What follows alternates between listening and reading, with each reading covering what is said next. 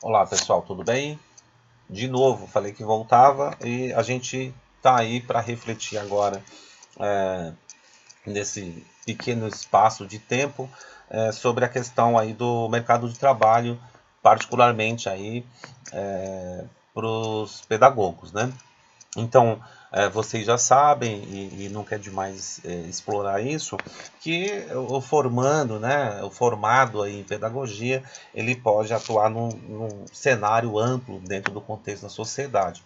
É, Às vezes a gente acaba falando muito de escola, né, mas há outras possibilidades, né? Então, também sim, claro, a escola formal, né, quer seja pública, quer seja privada, né, mas também é, há outras modalidades, né, e possibilidades de a gente atuar, né? Então, por exemplo, nós podemos atuar dentro das ONGs, né, das organizações não governamentais, é, é, como professor de reforço, como professor de áreas correlatas, né, ao processo educativo.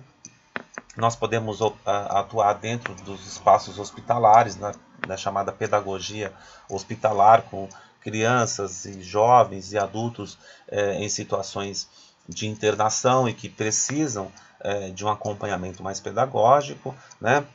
Nós podemos atuar em abrigos, né, nos espaços onde, particularmente crianças e adolescentes em situação de vulnerabilidade ou afastamento da família esteja acolhido, né.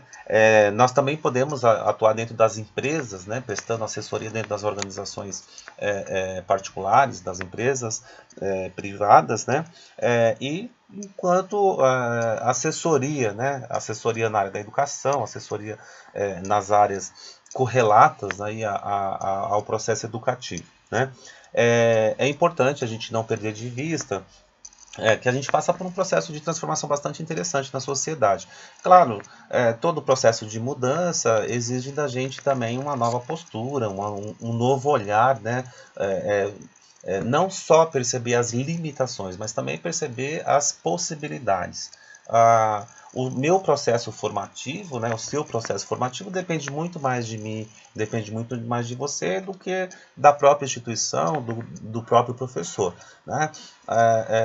E isso a gente, no primeiro momento, talvez não entenda, mas isso a gente vai se abrindo, né, refletindo sobre essas questões, e aí a gente vai percebendo que a minha formação ela é muito mais dependente de mim do que do outro, né? Então, para que isso também aconteça, eu preciso ter aí uma participação engajada, né, no meu processo formativo, junto com a minha instituição de ensino, junto com o meu professor, junto com os meus colegas de sala de aula, e né, avançar dentro dessas possibilidades. Uma questão que a gente não pode deixar passar em brancas nuvens, né, vamos dizer assim, são as questões das tecnologias, novas tecnologias, né?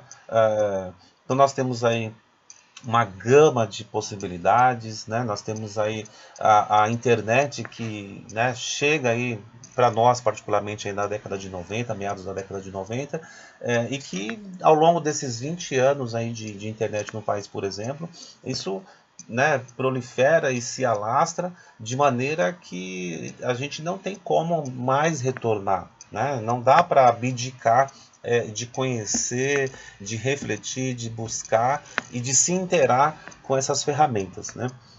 Eu sou vítima disso, né? Tanto é que eu estou aqui, meio travado aqui, falando com vocês, utilizando aí uma dessas ferramentas disponíveis para a gente.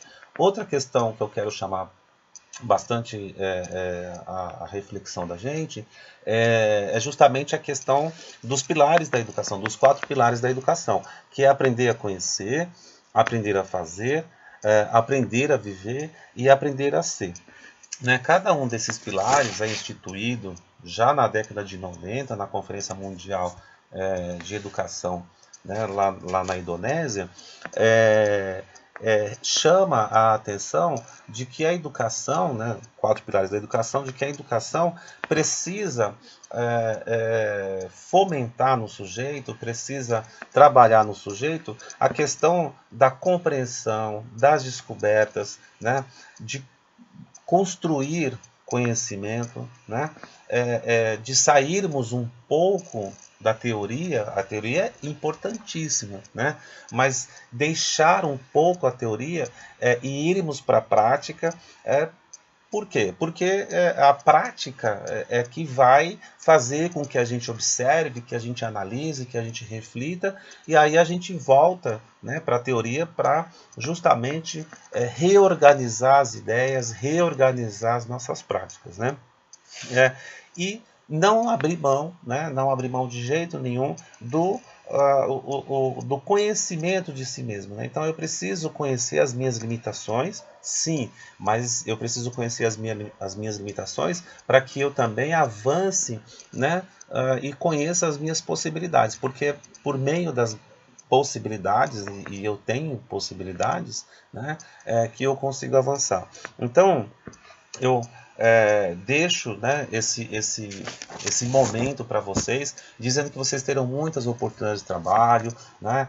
Vocês podem prestar concursos públicos, vocês podem trabalhar em instituições não governamentais, vocês podem trabalhar em hospitais, vocês podem prestar assessoria, mas eu não posso deixar também de dizer para vocês, né? Para eu trabalhar em qualquer um destes espaços, né, seja na escola particular, seja na escola privada, seja em instituições não governamentais, em empresas, hospitais, etc, etc, eu preciso adquirir um conhecimento, até porque a concorrência é muito grande, tem muita gente, né, se formando, né, e cada vez mais cada vez mais tem exigido da gente uma postura mais proativa, né? Então, esse é o recado que eu quero deixar para vocês. A gente pode e vai explorar isso muito em sala de aula, né? Eu provoco muito o pessoal na sala de aula para que a gente nunca esqueça disso, tá bem? Então, um beijo grande no coração e a gente se encontra aí na sala de aula, tá bom? Um abraço.